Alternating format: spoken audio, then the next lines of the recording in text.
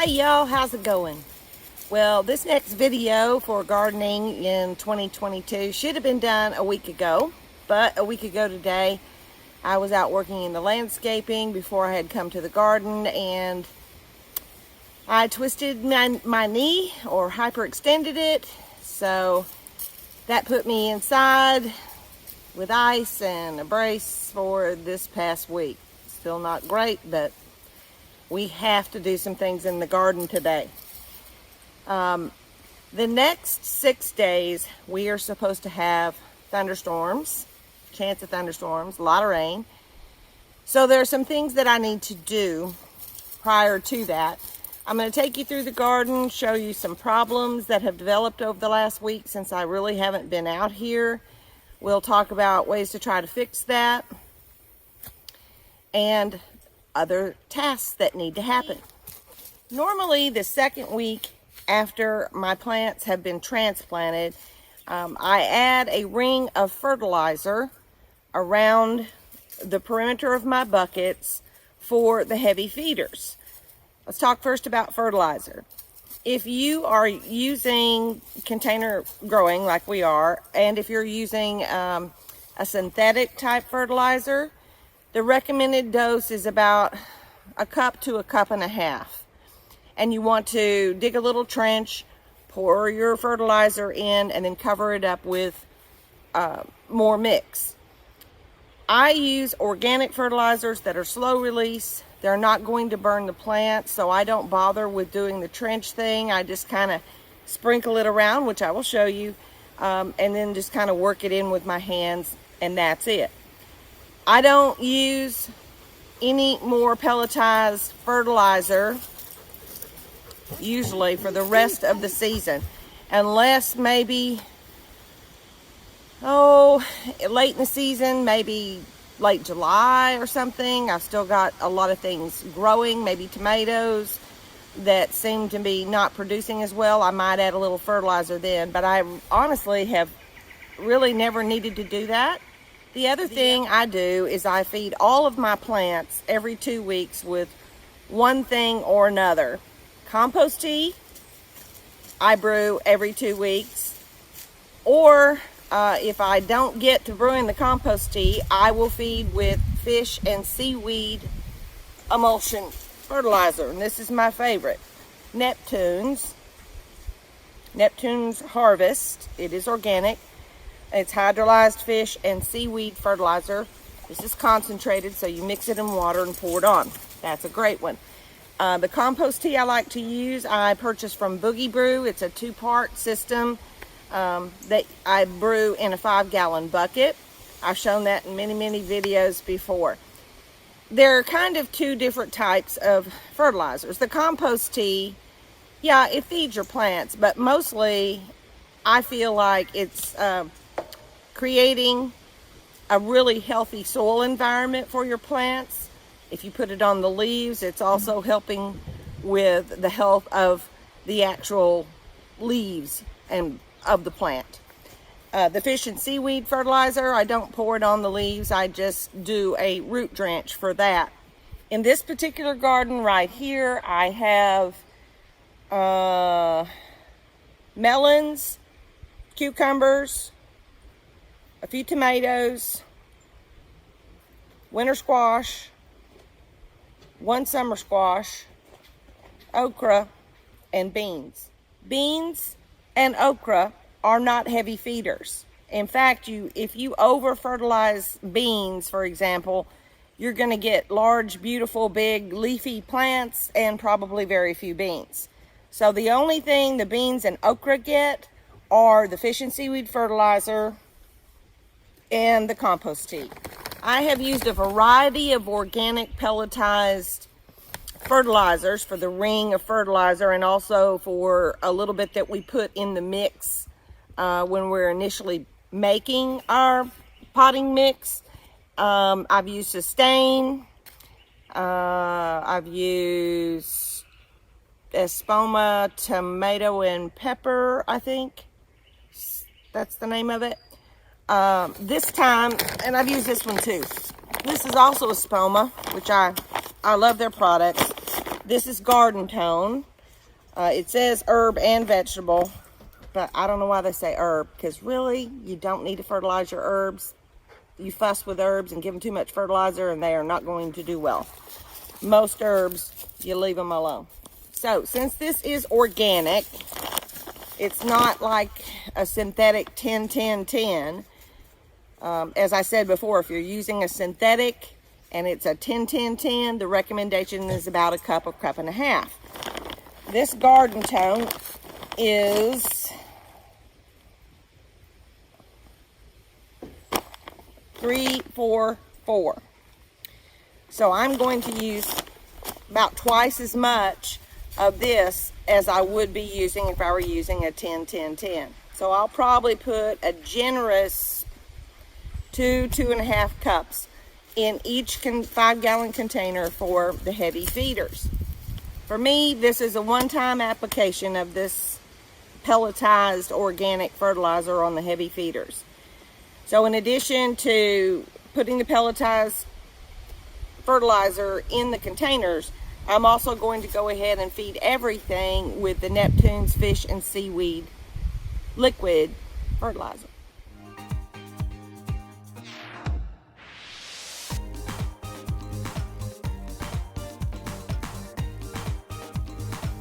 This has been kind of a weird year.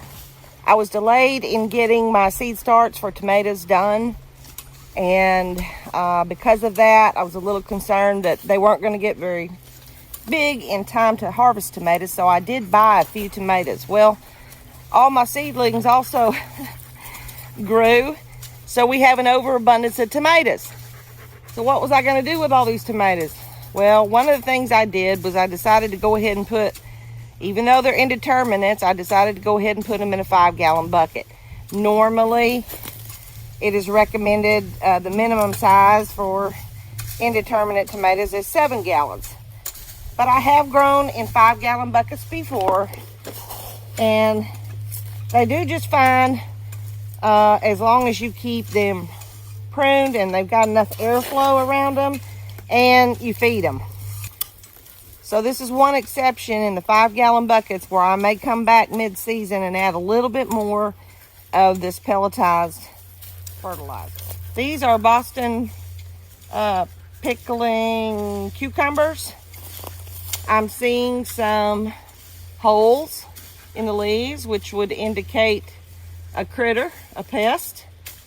I'm seeing some yellow, white dots also, which could be from a pest, but it could also be some kind of fungal issue starting. Yet another reason that we will be spraying this evening, and I will remove these lower leaves at that point in time. Cucumbers are heavy feeders, so you want to make sure that you give it the ring of fertilizer. As you can see, I'm not doing it in a ring, again, because I mentioned that I use an organic fertilizer. It's not going to burn the roots.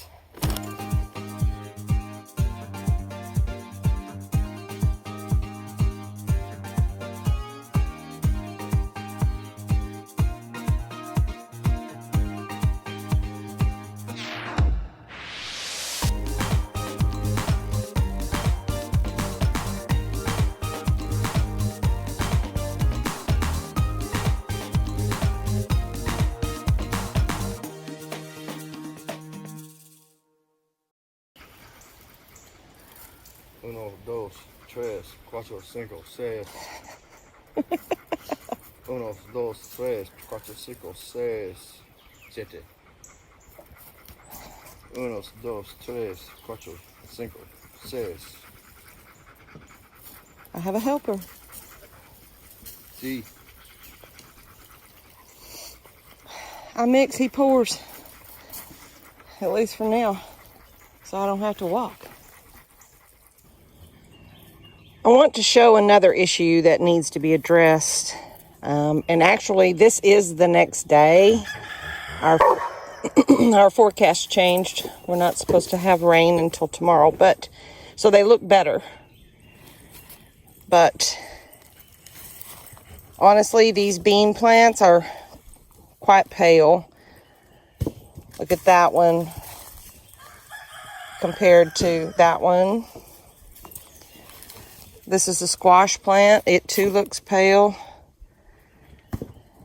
And the rest of these also look really pale. You can really tell the difference here. What this usually means is a lack of nitrogen, which I find a little unusual because this is brand new potting mix.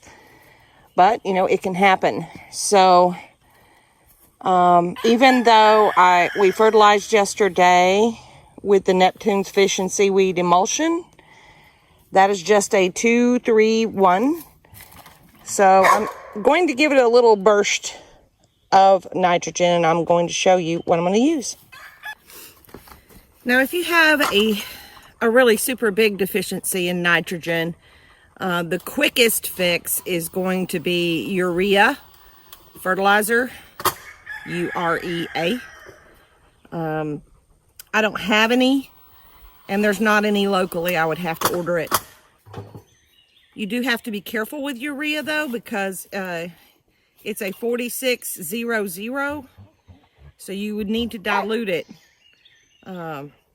quite a bit. Your other options: Alaska Fish Fertilizer, which you can pretty much get everywhere. You can see it's a 511, so it's a higher concentration of nitrogen. Could use that.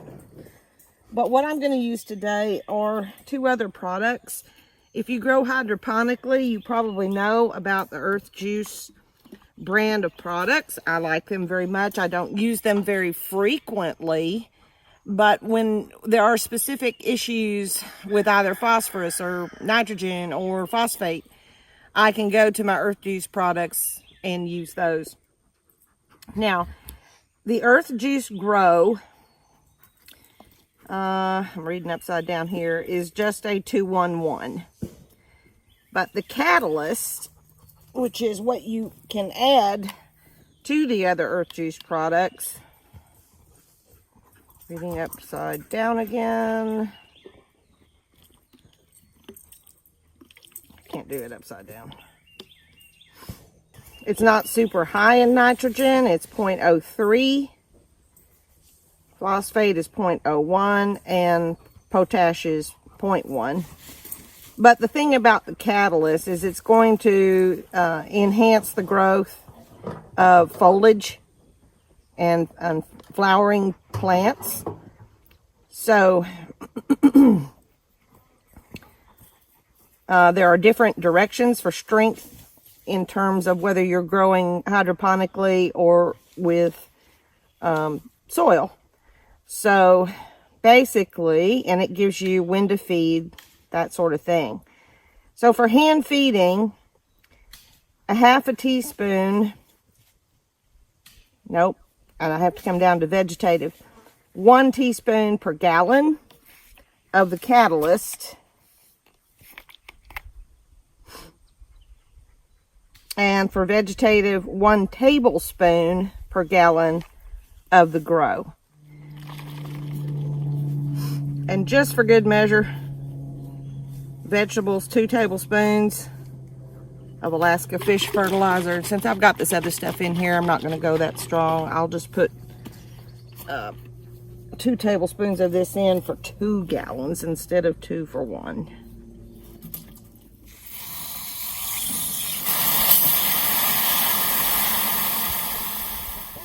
One other thing I wanted to mention, I'm sure you noticed that in most of these, my grandson and I planted 2 bean seeds per bucket. Most of them, both seeds came up, some didn't. And normally, as of late, I only use 1 bean plant. This is strike bush beans. They get really large. And typically you're going to get more yield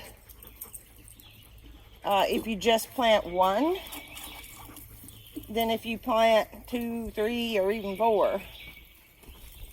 However, with today's food shortages, the threat of food shortages, and the increasing inflation, I'm trying to get the biggest bang for my buck.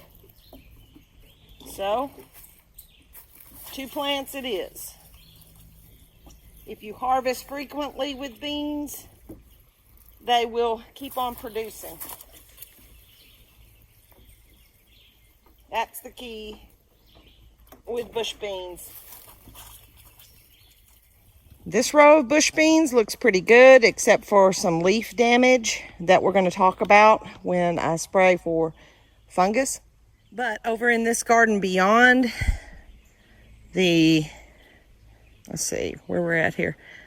This row here and that row there has the same striped bush beans along with some summer squash. They're not too bad. Really, they aren't. But because I have some left, I'm going to go feed the rest of this mix on those.